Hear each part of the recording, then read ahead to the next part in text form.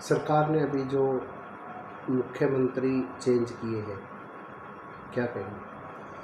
सरकार ने मुख्यमंत्री और गृह मंत्री दोनों ही हरियाणा के चेंज कर दिए और इनको चेंज करने के पीछे दिल्ली में बैठे भारतीय जनता पार्टी के चाणक्य का दिमाग काम करता है।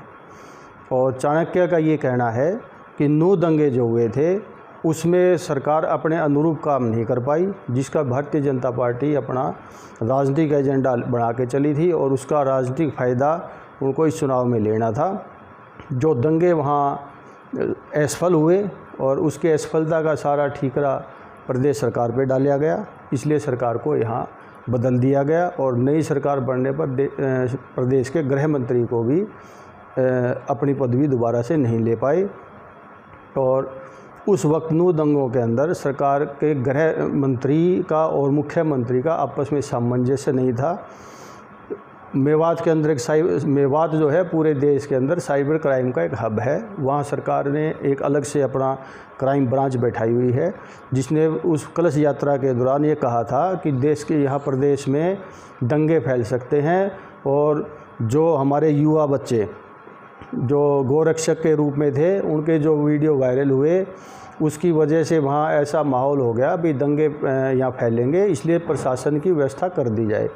लेकिन मुख्यमंत्री ने वहाँ पर ऐसा काम किया जैसे रावलपिंडी के अंदर जब 1947 में देश आज़ाद हुआ था पार्टीशन में, तो वहाँ की पुलिस और मिलिट्री को हटा के जिस तरह से हिंदुओं का नरसंहार किया गया, मुख्यमंत्री भी उसी तर्ज के ऊपर ही हमारे हिंदुओं का नरसंहार करवाना चाहते थे। उन्होंने वहाँ से पुलिस प्रशासन को हटा दिया और बाद में कहा भी हम हर आदमी की सुरक्षा नहीं कर सकते।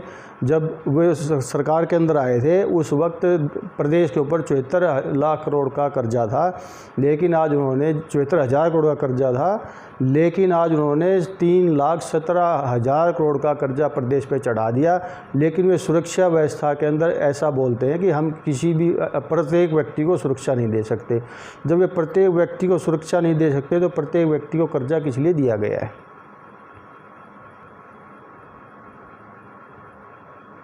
मस्जिदों में जो मौलवियों को पैसा दिया जा रहा है, मंदिरों में नहीं दिया जा रहा है। प्रदेश सरकार जो है वो दबाव में काम करती है, वो मुस्लिम संप्रदाय के हमेशा दबाव में रहती है। आज उन्होंने प्रदेश के जितनी भी मस्जिदें हैं उन प्रत्येक मस्जिद के मौलवी को 16,000 रुपये तनख्वाह देते हैं और अजान करने वाले को 14,000 रुपये देते हैं और सालाना उनको 5% का इंक्रीमेंट है और प्रत्येक मस्जिद की रिपेयर का भारी भरकम पैसा दिया जाता है। जबकि मंदिरों के लिए मुख्यमंत्री ने आश्वासन दिया था कि हम मंदिरों के पुजारियों को भी तनख्वाह दिलवाएंगे, लेकिन उन्होंने ना ही कोई बोर्ड का गठन किया और ना इनको तनख्वाह दिलवाई गई। वो सब उनका गुमराह करने के एजेंडे हैं सभी उनके। और ऐसा ही दिल्ली के अंदर उन्होंने कहा है कि मंदिरों को पैसा दिया जाए। वहाँ के उस वक्त के जो पार्लियामेंट के मेंबर थे प्रवेश वर्मा, उन्होंने भी वहाँ के मुख्यमंत्री केजरीवाल को लेटर लिखा था, लेकिन वे दिल्ली में मंदिरों के लिए पैसा मांगते हैं और वहाँ की सरकार के ऊपर इल्ज़ाम लगाते हैं, जबकि वे हरियाणा के अंदर सभी मस्जिदों को उनको पैसा देते हैं और हिंदुओं के लिए उन्होंने इस तरह का मंदिरों का कोई भी संगठन नहीं बनवाया है। युवाओं को क्या संदेश देंगे? युवाओं को हम ये संदेश देना चाहते हैं कि जिस तरह से मोनू मानेसर को सरकार ने गुमराह किया, उसको दंगों के वहाँ उनको उकसाया भाई तुम वहाँ जाओ और वहाँ यात्रा करो। हमारे यहाँ के बजरंग दल के नेताओं ने जो है यहाँ हिसार से सबसे ज़्यादा श्रद्धालु वहाँ गए थे और उन श्रद्धालुओं के ऊपर अगर आक्रमण हो जाता तो वे लोग वहाँ अपने बच्चों के साथ गए थे। कितनी दयनीय हालत उन लोगों की करवा दी, जबकि सरकार वहाँ के मौलवियों को और सभी को पैसा देती है।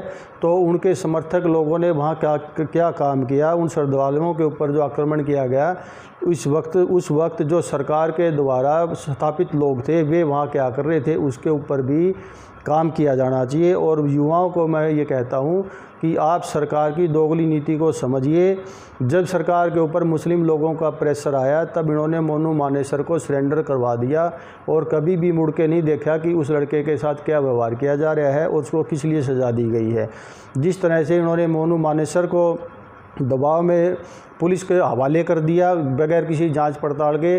उसी तरह एक युवा लड़का जो बिग बॉस में जीत के आया था, जब वो नशे की उसमें पकड़, इन्हीं लोगों ने उसको बढ़ाया, युवा बच्चों को प्रमोट किया। जब वो नशे में पकड़ा गया तो उसका भी हाथ छटक दिया कि हमें इनसे कोई लेना देना नहीं है।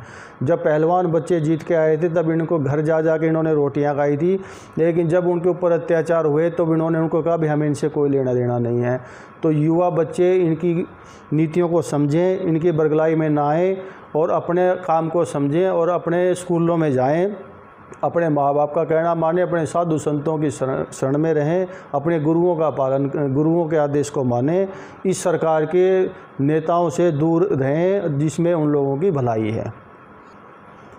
मैं राकेश दलाल, राष्ट्रीय अध्यक्ष वीर किसान मजदूर दल। हमारा संगठन पूरे देश में जो जितने भी हमारे मठ हैं, जितने हमारे मंदिर हैं जो वर्ल्ड हेरिटेज में वन विभाग में हैं, उनको जीर्णोद्धार का और धर्म का प्रचार करने का कार्य करता है। अभी हम खजुराहो मंदिरों के लिए लगे हुए हैं ताकि खजुराहो मंदिरों में जो भगवान की, विष्णु की मूर्ति एक शीश रहित है, उसको बदलवाने में हमारा संगठन बहुत दिन रात काम किए हुए है। सरकार के ऊपर हमने प्रेशर, लोगों को जागृत कर रहे हैं वहाँ, और सरकार हमारी उसमें सुनवाई भी नहीं कर रही है, जिसके लिए हम लगातार प्रयासरत हैं। ये कि वे सड़कों पे निकलें और गांव-गांव में जाएं, घर घर जाएं और इस सरकार की दोगली नीतियों का प्रचार करें और इस सरकार को उखाड़ फेंकने का कार्य करें।